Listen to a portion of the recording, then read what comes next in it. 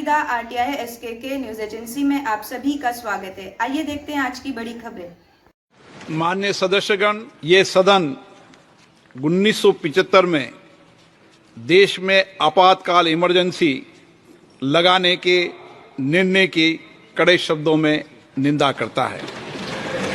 इसके साथ ही हम उन सभी लोगों की संकल्प शक्ति की सराहना करते हैं जिन्होंने इमरजेंसी का पुनर्जोर विरोध किया, अभूतपूर्व संघर्ष किया और भारत के लोकतंत्र की रक्षा का दायित्व निभाया।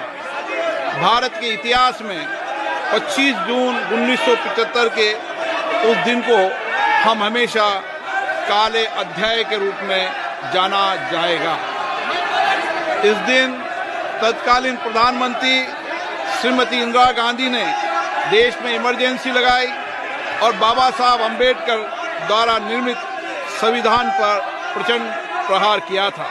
भारत की पहचान पूरी दुनिया में लोकतंत्र की जननी के तौर पर है। भारत में हमेशा लोकतांत्रिक मूल्यों और वाद संवाद का समर्थन हुआ, हमेशा लोकतांत्रिक मूल्यों की सुरक्षा की, उन्हें हमेशा प्रोत्साहित किया गया। ऐसे भारत पर श्रीमती इंदिरा गांधी द्वारा तानाशाही थोप दी गई, भारत के लोकतांत्रिक मूल्यों को कुचला गया और अभिव्यक्ति की आज़ादी का गला घोटा गया।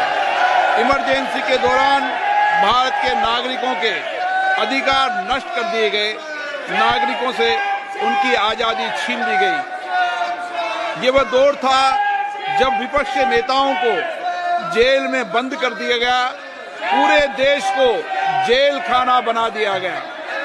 तब की तानाशाही सरकार ने मीडिया पर अनेक पाबंदियां लगा दी गई थी, न्यायपालिका की स्वतंत्रता पर अंकुश लगा दिया गया था। इमरजेंसी का वह समय हमारे देश के इतिहास में अन्याय काल का एक काला खंड था।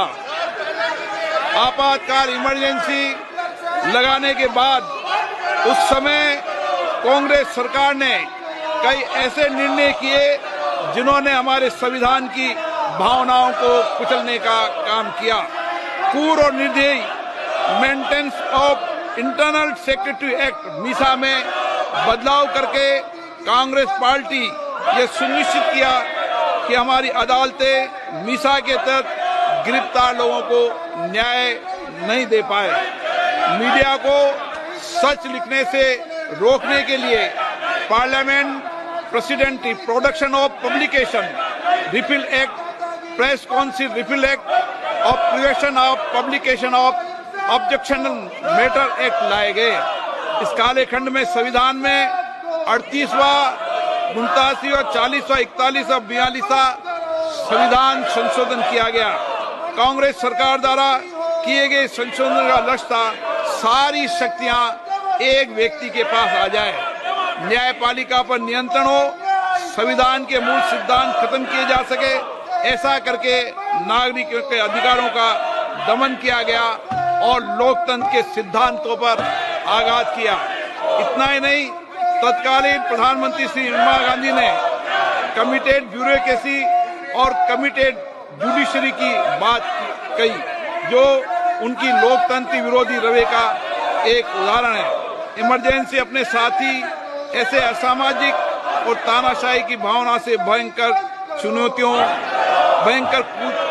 चुनौतियों को लेकर आई, जिसने गरीबी, दलित और वंचितों को तबाह कर दिया। इमरजेंसी के दौरान लोगों को कांग्रेस सरकार द्वारा जबरन थोपी गई अनिवार्य नसबंदी का, शहरों में अतिक्रमण हटाने के नाम पर मनमानी का और सरकार की कुनीतियों का प्रहार झेलना पड़ा। ये सदन उन सभी लोगों के प्रति संवेदना जताना चाहता है।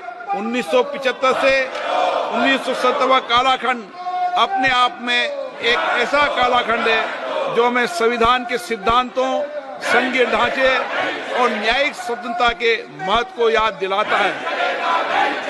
ये कालखंड हमें याद दिलाता है कैसे उस समय हम सभी पर हमला किया गया, क्योंकि जिनकी रक्षा आवश्यक है।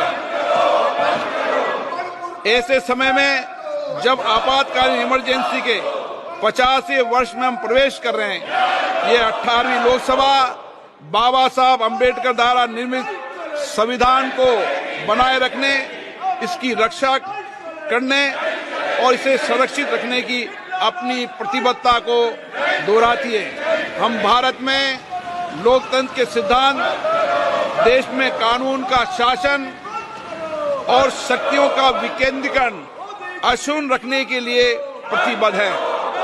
हम संवैधानिक संस्थाओं में भारत के लोगों की आस्था और उनके अभूतपूर्व संघर्ष, जिनके कारण इमरजेंसी का अंत हुआ और एक बार फिर संवैधानिक शासन की स्थापना हुई, उनकी सराहना करते हैं। 1975 में आज 26 जून के दिन ही देश इमरजेंसी की कूट सच्चाइयों का सामना करते हुए उठा था। 1975 में आज ही के दिन कैबिनेट ने इमरजेंसी का पोस्ट फैक्टो रेक्टिफिकेशन किया था। इस तानाशाही और असंवैधानिक निर्णय पर मोहर लगाई थी। इसलिए हमारी संसदीय प्रणाली अनगिनत बलिदानों के बाद मिली दूसरी आजादी के प्रति अपनी प्रतिबद्धता को दोहराने के लिए आज के प्रस्ताव किया जाना आवश्यक है। अब हम ये जानते हैं कि हमारी युवा पीढ़ी लोकतंत्र के इस काले अध्याय के बारे में जरूर जानना चाहिए।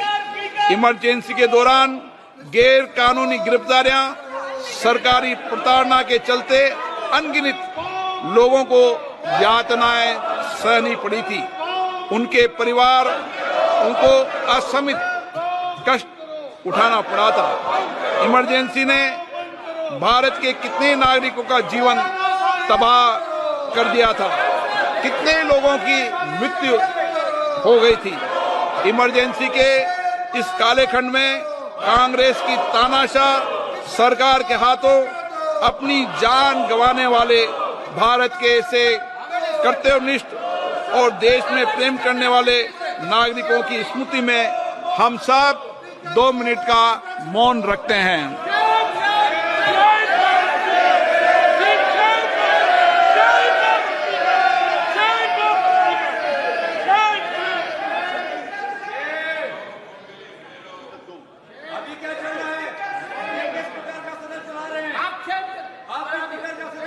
ओम शांति। क्या आपका एनजीओ है और काम करने के लिए डोनेशन चाहिए, लेकिन 12 ATG सर्टिफिकेट नहीं होने की वजह से डोनेशन नहीं मिल पा रहा है?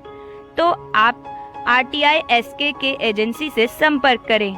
RTI SKK एजेंसी से संपर्क करके 12 ATG सर्टिफिकेट बनवा सकते हैं। उठाए फोन और लगाएं कॉल